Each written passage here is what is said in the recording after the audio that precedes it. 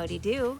Karen Adamski here with ShamaMama.com, and I'm so glad that you're coming along with me on this journey to discover your wild roots, to rediscover the wildness within you. So throughout this painting journey, my hope is that you will discover some things about yourself, rediscover some things about yourself, and tap in to the wildness within you, taking yourself out of this modern, fast-paced world that we live in and finding a way to reconnect with that slow, intentional, wild being that you are. We all have this wildness running through our DNA. It's in us. We're just very removed from it at times.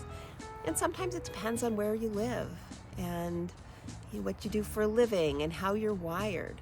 We all have our own path to finding our balance and finding our wildness.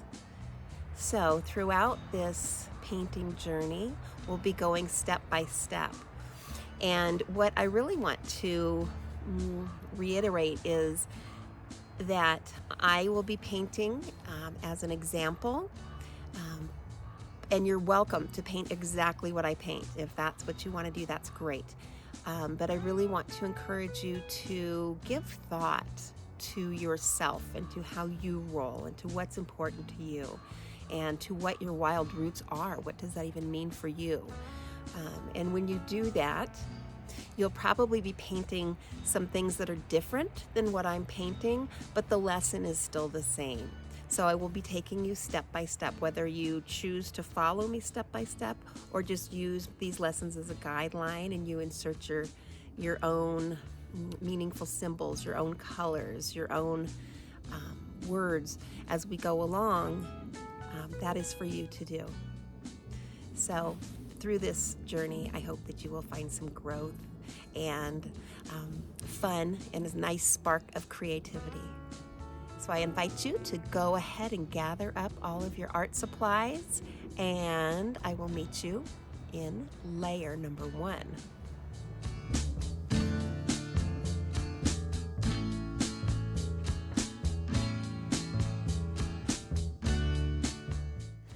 I like to use puppy pads, the little pee pads that you put down when you're puppy training or potty training your puppies. It's plastic on the back and absorbent on the front, so it's a great backdrop or drop cloth for your canvas. And today I'm going to just be using an unframed canvas. You see on this side it's unfinished. When you turn it over, it's gessoed on this side. You can paint on both sides, but the gessoed side is the one that is prepped for painting. So today I'm going to use my spray bottle and get my canvas all nice and wet. And I'm choosing the rainbow today for my colors. I'm going to use magenta and violets, blues, greens, yellow, orange, and of course white. And I'll be using this handy container to keep my colors fresh.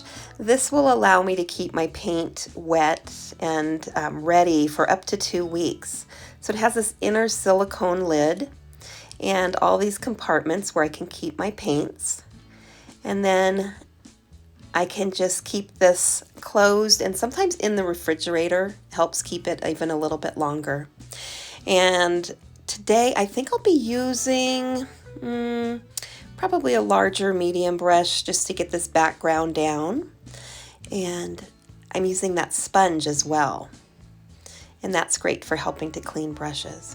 So here's a nice medium brush. I'm going to start with the magenta. And our goal here is to just cover the canvas with color. So you may be using 2 or 3 colors. You may be using the rainbow.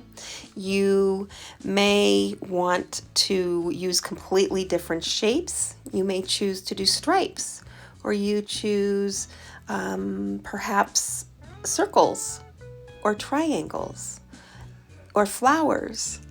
It's up to you. However you want to put down color on your canvas, go ahead and do that. There is no wrong way.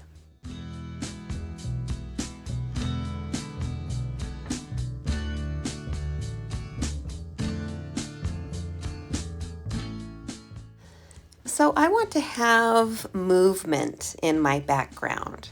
I don't necessarily want to have all of my colors going in exactly the same direction. I want them to kind of fan out and show that movement and flow.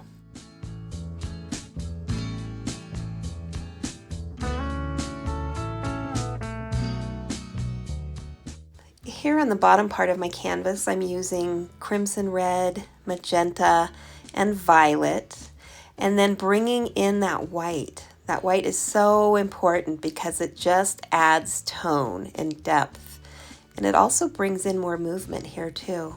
So just mixing that white in there, allowing it to kind of blend with the other colors is helpful. And here you see the sponge that I'm using is really helpful as well. I can rinse my brush and then dry it off and clean it off on that sponge. It just kind of really cleans your brush thoroughly and dries it off. Gives you a fresh start. Bringing in this blue, I'm kind of thinking of waves and water, and again that flow. And I'm enjoying every color that I play with. I am thinking about how I'm going to merge the darks and the lights here. Again, bringing in that movement and a little bit of direction.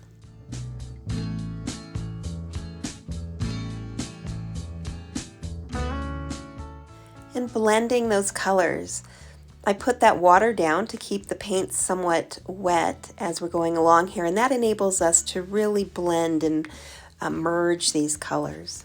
And again, bringing in more of that lighter blue. This is more of a turquoise. And then bringing white into those. It just makes nice, pretty colors.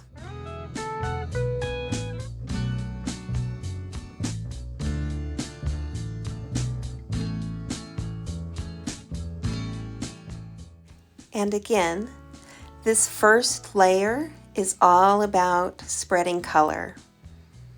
Just being wild, not having an end goal, just enjoying the process, enjoying the color, having a good time. Almost bringing yourself back to elementary school. Just enjoy yourself and see what pops up.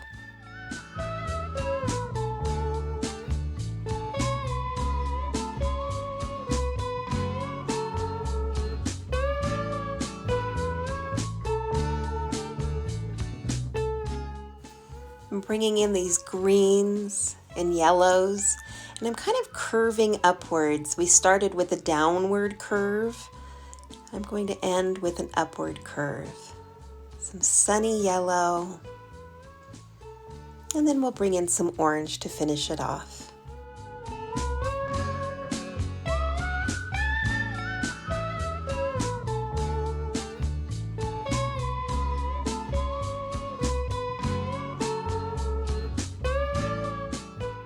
I'm really liking the way that this looks. It's almost a little bit like tie-dye.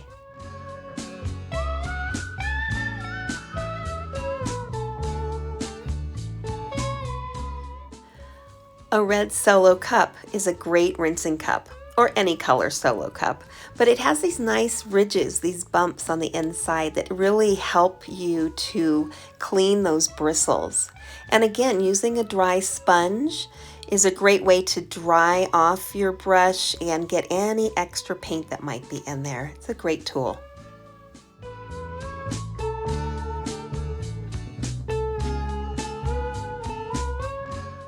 And now I'm simply placing color where I feel like it might need to be.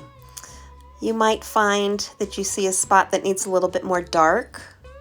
You might find spots that need a little bit more light. So just take a look at your canvas, see how it's looking, add some darks and lights, and just follow your intuitive eye. Let your eyes tell you where the colors need to go.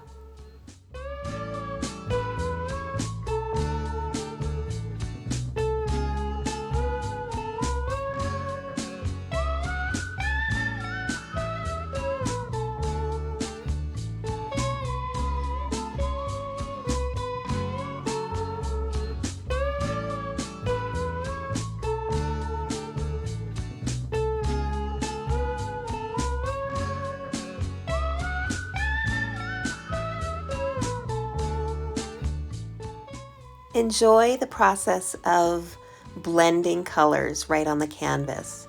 Enjoy the process of merging colors. I'm aware that we have some reflection right in the middle of the canvas, but here if I move it, you can see the colors a little bit more clearly.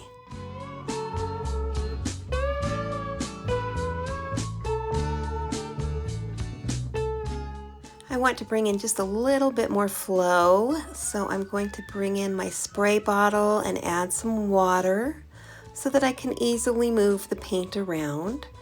And I like to use my fingers sometimes when I do this. Sometimes I'll use a brush. Sometimes I'll use like a scrub brush, kind of a sponge. I like to play around with different tools, but blending is just such a satisfying process. And look how much deeper these colors look when you sort of merge them and blend them rather than keeping them super separate. It's looking pretty good, I think.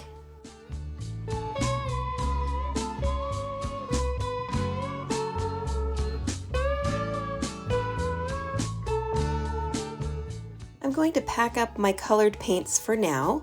So I often put a little spray of water on the paint before I put that silicone topper on there, and then just shut this little case nice and secure, and we're good to go. And now we have the original paints. In case I forget, gosh, I want to add a little blue here. I want to add a little bit of orange. Which colors did I actually use? Now we have our palette for the next couple of weeks. So we've got our first layer all done and finished. So I chose to use these rainbow colors, as I mentioned, just because that's what was speaking to my soul. But what was speaking to your soul? What does your background look like at this point? So this is me for now. So let's meet up in the next video for layer number 2. I'll see you there.